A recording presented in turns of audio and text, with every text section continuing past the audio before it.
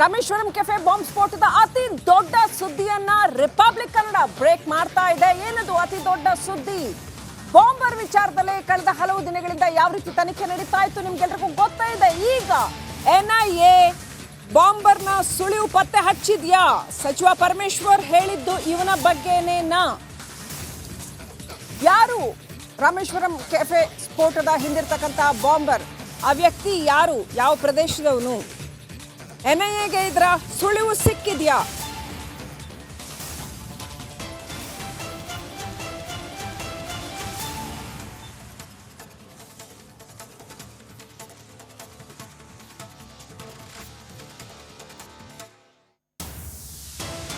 ಹಾಗಾದ್ರೆ ಯಾರೀತ? ಎಲ್ಲಿದ್ದ? ರಾಜ್ಯದ ಒಳಗೆ ಇದ್ದು ಈ ದೇಶದ್ರೋಹಿ ಕೆಲಸವನ್ನ ಮಾಡಿದ್ನ ಈತ? ಈತನ ಗ್ಯಾಂಗ್ ಯಾವುದು? ಈತನ ಜೊತೆ ಯಾರ್ಯಾರಿದ್ದಾರೆ? ಯಾರಿಗೆ ಈತ ಕನೆಕ್ಟೆಡ್ ಇದ್ದಾನೆ? ಕೆಫೆ ಬಾಂಬರ್ ಮಧ್ಯ ಕರ್ನಾಟಕದವನ? ಹಾಗಾದ್ರೆ ಶಂಕಿತ ಉಗ್ರನ ಗುರುತನ್ನ NIA ಪತ್ತೆ ಹಚ್ಚಿದ್ಯಾ? ರಿಪಬ್ಲಿಕ್ ಕನ್ನಡದಲ್ಲಿ ಸ್ಫೋಟಕ ಮಾಹಿತಿ. ವೀಕ್ಷಕರೇ, ಏನಾಗುತ್ತೆ ಅಂತಂದ್ರೆ ಬೇಕಾದಷ್ಟು ವಿಚಾರಗಳು ಮಾಧ್ಯಮವಾಗಿ ನಮಗೆ ಗೊತ್ತಿರುತ್ತೆ, ಆದ್ರೆ ಎಲ್ಲವನ್ನೂ ಕೂಡ ಹೇಳೋದು ಸರಿಯಾದ ಪತ್ರಿಕೋದ್ಯಮ ಅಲ್ಲ. ನೈತಿಕ ಹೊಣೆಗಾರಿಕೆ ನಮ್ಮ ಮೇಲೂ ಕೂಡ ಇರುತ್ತೆ. ಆದ್ದರಿಂದ ನಮಗೆ ತಿಳಿದಿರೋ ಎಲ್ಲ ವಿಚಾರವನ್ನು ಜನರಿಗೆ ಹೇಳೋದಕ್ಕೆ ಸಾಧ್ಯ ಆಗೋದಿಲ್ಲ. ತನಿಖೆ ದೃಷ್ಟಿಯಿಂದ ಸಮಸ್ಯೆ ಆಗುತ್ತೆ. ಆದರೆ ಯಾವುದನ್ನ ಅಧಿಕೃತ ಮೂಲಗಳು ಖಚಿತಪಡಿಸಿರುತ್ತವೋ, ಯಾವುದನ್ನ ಸಾರ್ವಜನಿಕರಿಗೆ ಬಿಟ್ಟು ಕೊಡಬಹುದು ಅಂತ ನಮಗೆ ಖಚಿತವಾಗಿರುತ್ತೋ ಅಂಥದ್ದನ್ನು ಮಾತ್ರ ಹೇಳೋದಕ್ಕೆ ಸಾಧ್ಯ ಆಗುತ್ತೆ.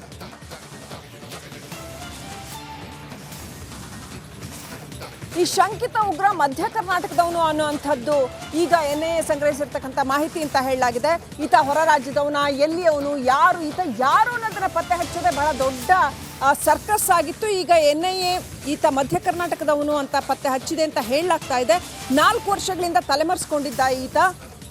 ಮತ್ತೊಂದು ಕೇಸ್ನಲ್ಲೂ ಕೂಡ ಈತ ಬೇಕಾಗಿದ್ದ ಆರೋಪಿ ಆಗಿದ್ದ ಅಂತ 2020ರಿಂದಲೂ ತಲೆಮರೆಸ್ಕೊಂಡು ಓಡಾಡ್ತಾ ಇದ್ದ ಅಂತ. ನೋಡಿ, ಒಂದು ಕೇಸ್ನಲ್ಲಿ ಸಿಕ್ಕಾಕೊಂಡವ್ರನ್ನ ಬಿಟ್ಟರೆ ಅವ್ರು ಹೋಗಿ ಮತ್ತೊಂದು ಅದೇ ಥರದ ಅಪರಾಧ ಪ್ರಕರಣವನ್ನು ಮಾಡ್ತಾರೆ ಅನ್ನೋದಕ್ಕೆ ಇದು ಕೂಡ ಉದಾಹರಣೆ ಆಗುತ್ತೆ. 2020ರಿಂದಲೂ ಈತ ತಲೆಮರೆಸ್ಕೊಂಡು ಓಡಾಡ್ತಿದ್ದಂತೆ. ಈ ಶಂಕಿತನ ಬಗ್ಗೆ ರಿಪಬ್ಲಿಕ್ ಕನ್ನಡಕ್ಕೆ ಸಾಕಷ್ಟು ಮಾಹಿತಿ ಲಭ್ಯ ಇದೆ. ಆದರೆ ತನಿಖೆಗೆ ಹಿನ್ನಡೆ ಆಗಬಾರ್ದು ಅಂತ ನಮಗೆ ಲಭ್ಯ ಇರೋ ಎಲ್ಲ ಮಾಹಿತಿಯನ್ನು ನಮಗೇನು ಹೊರಗಡೆ ಕೊಡೋದಕ್ಕೆ ಸಾಧ್ಯ ಆಗ್ತಾ ಇಲ್ಲ.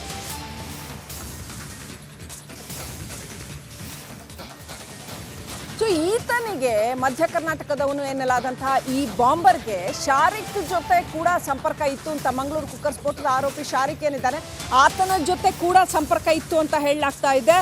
ಮಾಜ್ ಮುನೀರ್ ಜೊತೆ ಕೂಡ ಸಂಪರ್ಕ ಇತ್ತು. ಅರಾಫತ್ ಅಲಿ, ಸೈಯದ್ ಯಾಸಿನ್ ಇವರೆಲ್ಲರ ಜೊತೆಗೆ ಶಂಕಿತ ಉಗ್ರ ಸಂಪರ್ಕ ಹೊಂದಿದ್ದ ಅನ್ನುವಂಥ ಮಾಹಿತಿ ಲಭ್ಯ ಆಗ್ತಾ ಇದೆ.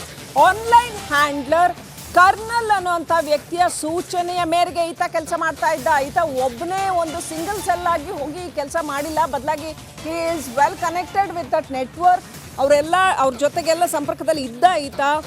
ಆನ್ಲೈನ್ ಹ್ಯಾಂಡ್ಲರ್ ಕರ್ನಲ್ ಅನ್ನೋಂಥ ವ್ಯಕ್ತಿ ಏನು ಸೂಚನೆ ಕೊಟ್ಟಿದ್ದಾನೆ ಆ ಪ್ರಕಾರವಾಗಿ ಈತ ಕೆಲಸ ಮಾಡಿದ್ದಾನೆ. ಶಂಕಿತ ಉಗ್ರನ ಸಂಪೂರ್ಣ ಹಿನ್ನೆಲೆ ಹಾಗಾದ್ರೆ NIA ಬಳಿ ಇದೆಯಾ?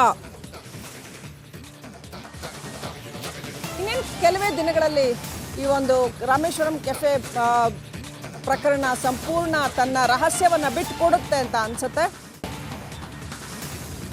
ಇನ್ನಷ್ಟು ಅಪ್ಡೇಟ್ ಪಡ್ಕೊಳ್ಳೋಣ. ನಮ್ಮ crime bureau chief Sunil Dharmasthala ನೇರ ಸಂಪರ್ಕದಲ್ಲಿದ್ದಾರೆ. ಸುನಿಲ್, ನಾವು ಮೊನ್ನೆ ಮಾತನಾಡ್ತಾ ಇದ್ದ ಹಾಗೆ ಇಂಥ ಪ್ರಕರಣಗಳಲ್ಲಿ ನಿಮಗೆ ಎಷ್ಟೇ ಅಧಿಕೃತ ಮಾಹಿತಿ ಗೊತ್ತಿದ್ರೂ ಎಲ್ಲವನ್ನೂ ಜನರ ಮುಂದೆ ಹೇಳೋದಕ್ಕಾಗೋದಿಲ್ಲ.